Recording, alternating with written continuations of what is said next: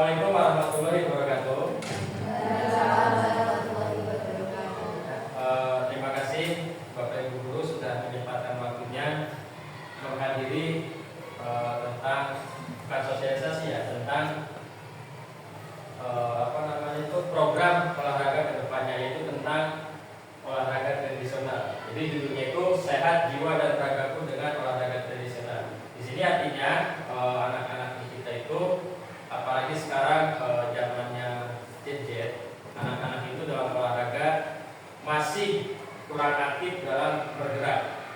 Makanya di sini setelah saya amati selama beberapa tahun di sini, itu ternyata memang mulai dari kelas 4 sampai kelas 6 itu dikategorikan masih rendah untuk fisiknya. Makanya saya di sini akan memperkenalkan ya, nanti si anak ini mencari olahraga tradisional yang dia minati di media sosial.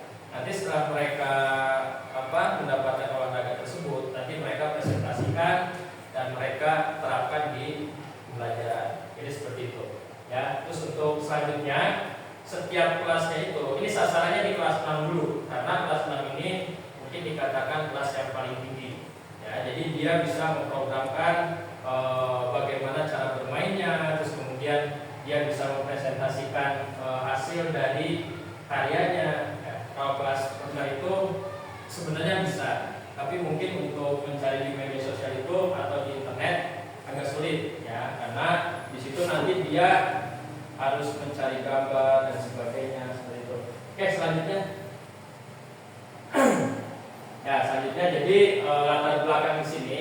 Jadi proyek ini dipilih dengan mempertimbangkan masalah-masalah yang berkaitan dengan kesehatan fisik dan mental murid yang ada di sekolah.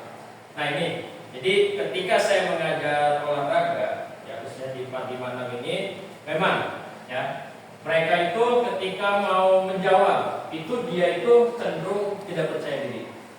Ya, terus ketika olahraga pun masih cenderung Pak capek, Pak bosan. Nah, makanya saya di sini akan mempresentasikan tentang olahraga tradisional. Jadi nanti dikolaborasikan. Jadi misalnya pemanasannya yang biasanya hanya statis, tapi nanti sudah menuju tradisional. Contohnya misalnya gobak sodor. Nah, gobak sodor itu kan dia menyamping nih, nah berarti dia udah pemanasan otot paha, terus kemudian dia berlari ke depan dan sebagainya. Ya, dia seperti itu. Terus kemudian selanjutnya,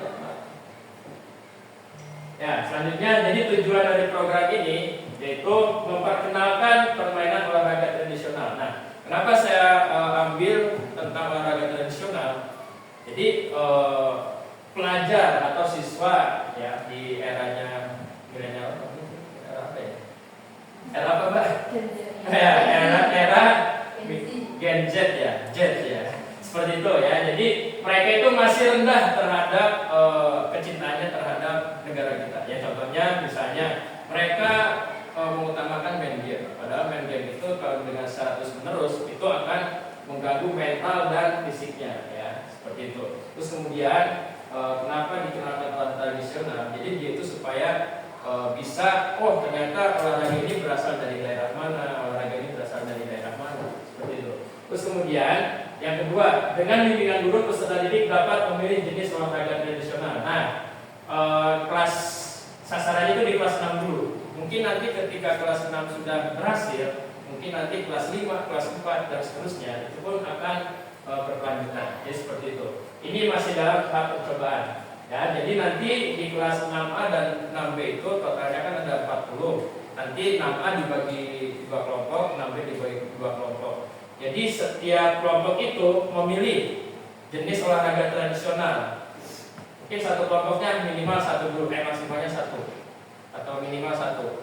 Jadi nanti satu kelas itu dapat 2 macam olahraga tradisional. Terus yang kelas 6B pun sama, 2 kelompok. Jadi nanti secara tidak langsung mereka udah kenal dengan olahraga tradisional. Nah, setelah menemukan macam olahraga tradisional ini, ya, kemudian mereka mencoba untuk mencari tahu bagaimana cara permainannya. Setelah mencari tahu, dia akhirnya mempresentasikan ke setiap kelompoknya. Ya, karena kebetulan di Alam Salipat itu kan ketika olahraga digabung. Jadi nanti misalnya kelompok 1 dulu berarti 6A, kelompok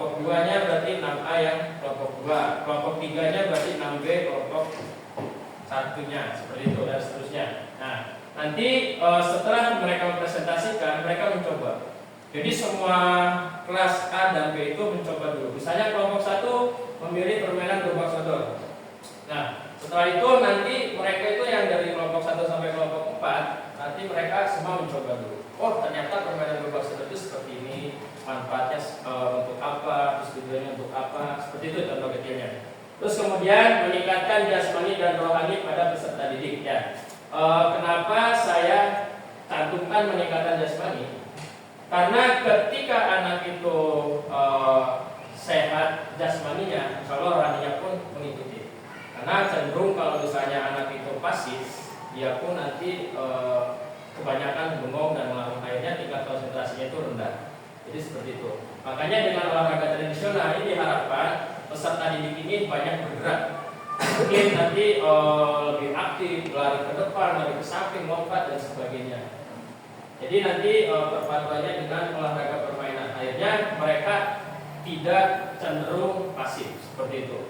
Oke, kemudian selanjutnya, ya di sini capaian atau langkah dan hasil yang diharapkan. Nah, seperti tadi yang sudah disampaikan, jadi setiap kelas diharapkan mampu memilih 2 jenis. Ya. Yang pertama itu mereka membentuk kelompok di setiap kelasnya. Jadi setiap kelasnya itu dibentuk 2 kelompok. Jadi kalau ada 6A 6B, jadi terdapat 4 kelompok. Terus kemudian membuat permainan tradisional.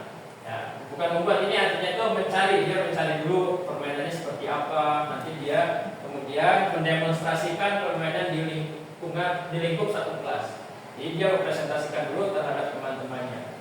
Setelah itu baru permainan terbaik yang akan digunakan untuk kegiatan lomba antar kelas. Nah, mungkin ini lomba antar kelas di kita itu belum ada, tapi saya pengen mencoba ya apa namanya ya. Kalau di SMP itu namanya itu kelas meeting SMP SMA. Jadi di akhir-akhir semester biasanya kan ada waktu luang ya seperti itu. Tapi nanti sini akan saya coba di 3 bulan terlebih dahulu di pembelajaran ya. Terus kemudian dengan menggunakan model pembelajaran SEM itu artinya science education ya. Jadi nanti mereka itu gini, contoh kecilnya. Jadi kalau misalnya membuat satu kompetisi. Jadi mereka nanti yang menjadi panitia, mereka yang menjadi pelakunya, mereka yang jadi wasit. Nah, jadi contohnya seperti itu. Jadi memilih hasil terbaik permainan tradisional. Terus yang kedua, mempersiapkan kompetisi atau lomba antar kelas. Nah, nanti kita coba dulu di antar kelompok dulu. Terus kemudian membentuk panitia lomba, menyusun jadwal lomba, melaksanakan perlombaan dan 6 perayaan. Perayaan itu artinya hari pelaksanaannya seperti itu. Kemudian selanjutnya, nah ini. Jadi proyek ini akan dilaksanakan oleh murid kelas 6 pada saat K5. Jadi ini yang mungkin sesuai dengan tema kita itu. Tema K5 kita? Nah, Kebhinneka Tunggal Ika ya. Jadi kebinekaan artinya kan kita mencari semua olahraga tradisional, nanti coba kita satukan. Pasti nanti di sana itu akan ada kesulitan mereka tuh. Wah, ini berasal dari Papua, pemainnya seperti apa? Misalnya ini berasal dari Sumatera, seperti apa? Pasti nanti akan ada kesulitan. Makanya nanti kita coba mendemonstrasikan terlebih dahulu. Jadi di sini ada peran yang terlibat. Yang mungkin nanti kepala sekolah itu atas persetujuannya, terus kemudian ketua KBS itu Ombel belajar sekolah ya. Terus yang ketiga fasilitator K5, guru PJOK, guru kelas dan guru agama. Nah ini kenapa saya sambutkan dengan guru agama? Karena di jiwa atau rohani itu berkepribadian. Mungkin nanti guru agama ini mungkin terlibat. Nanti kita bisa lihat ketika mereka bermain, dia apakah perilakunya seperti apa dan selanjutnya. Seperti itu. Kemudian 7 murid itu pelakunya. Pelaku utamanya murid. Jadi mereka yang membuat kompetisinya. Selanjutnya, ya, aset di sekolah. Ya, nanti kita akan menggunakan aset-aset yang ada di sekolah atau di lingkungan kita. Yang pertama aset manusia, yang kedua aset sosial, yang ketiga aset lingkungan. aset fisik, aset finansial, aset politik, dan aset agama atau budaya. Selanjutnya Pak. Rencana atau evaluasi. Evaluasi akan dilakukan oleh seluruh anggota KBS. Ya, selain itu guru bersama murid dan murid akan melakukan refleksi setelah selesai kegiatan secara keseluruhan. Jadi nanti ketika setelah selesai kompetisi atau selesai mereka melakukan olahraga tersebut, nanti kita merefleksikan tingkat kesulitannya, terus mereka apa yang mereka membuat lelah, apa yang mereka membuat tidak jenuh, terus apa yang mereka buat lebih nyaman. Ya seperti itu contoh ketiga. Selanjutnya,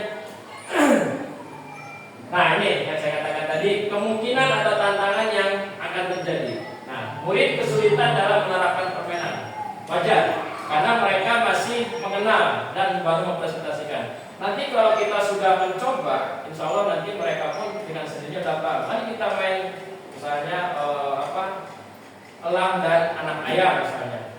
Nanti mereka sudah paham. Ataupun nanti main bola beracun, nah atau bola bakar, mereka sudah paham. Awalnya memang seperti itu. Jadi ada kesulitan. Terus yang kedua, murid kesulitan dalam pelaksanaan kompetisi antar kelas. Nah ini, memang ini belum pernah dilakukan di sekolah kita. Tapi nanti kita coba satu kelas dulu. Ya. Terus solusinya, pendampingan oleh fasilitator K5 ketika murid menciptakan permainan tradisional. Terus yang selanjutnya, pendampingan oleh guru PJOK terkait dengan SEM. Terima kasih. Oke, terima kasih atas waktu dan tempatnya. Saya ucapkan semoga bisa bermanfaat. Wassalamualaikum warahmatullahi wabarakatuh.